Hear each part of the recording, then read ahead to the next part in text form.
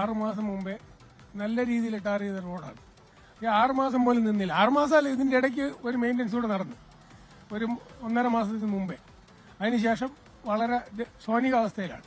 കുറെ നാൾ അടച്ചിട്ടിട്ടാണ് ഈ നിർമ്മാണം. കുറെ ഒരു 3 മാസം വരെ അടച്ചിട്ടിട്ട് ശേഷമാണ് ഈ റോഡ് പൊക്കി ഓട ചെയ്ത് ഒക്കെ ചെയ്തത്. പക്ഷെ ഓടയിലോട്ട് വെള്ളം പോകുന്നില്ല, റോഡിൽ തന്നെയാണ് വെള്ളം കെട്ടി നിൽക്കുന്നത്. വലിയ മഴയായാൽ വെള്ളക്കെട്ടാണ്. വെള്ളക്കെട്ടാണ്.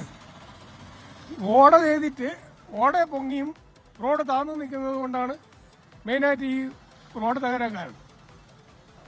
ഇപ്പോൾ അപകടങ്ങളൊക്കെ നടക്കാറുണ്ടോ? അപകടം ഇതുവരെ റിപ്പോർട്ട് ചെയ്തില്ല, നമ്മൾ കാണേണ്ടതാണ്. ഇതുവരെ ഒരു അപകടം സംഭവിച്ചില്ല. വണ്ടികൾ ബ്ലോക്ക്, ഇപ്പോൾ വീട്ടിൽ താമസിക്കാൻ പാകില്ല, വെള്ളം കയറ്റും. വണ്ടികൾ ചീറിപ്പാഞ്ഞ് പോകുമ്പോഴത്തേക്ക് വെള്ളം വീട്ടിനകത്ത് കയറും. ഇത് 6 മാസമായേ ഉള്ളൂ ഇത് നിർമ്മിച്ചിട്ട്. ഈ പൂർണ്ണമായി ഇത് തീരദേശ റോഡാണ്, പൂർണ്ണമായി ഇടിഞ്ഞ് ഇല്ലാതായിരിക്കുകയാണ്. ഓട തന്നെ നിലവിൽ ശരിയായ രീതിയിലല്ല ഇത് ചെയ്തേക്കുന്നത്. ഈ ഓട NH അവിടെ പണി ചെയ്തിട്ട് അവിടെ ഇട്ടിട്ട് പോയിരിക്കുകയാണ്. ഈ തീരദേശ റോഡ് എന്ന് പറയുമ്പോൾ 2 കോളേജ്, സ്കൂളുകൾ, ഒരുപാട് സ്ഥലങ്ങളുള്ള പോകുന്ന വഴിയാണിത്. ഇത് MLA ഇത് തിരിഞ്ഞു നോക്കാത്ത അവസ്ഥയിലാണ് ഈ റോഡ്.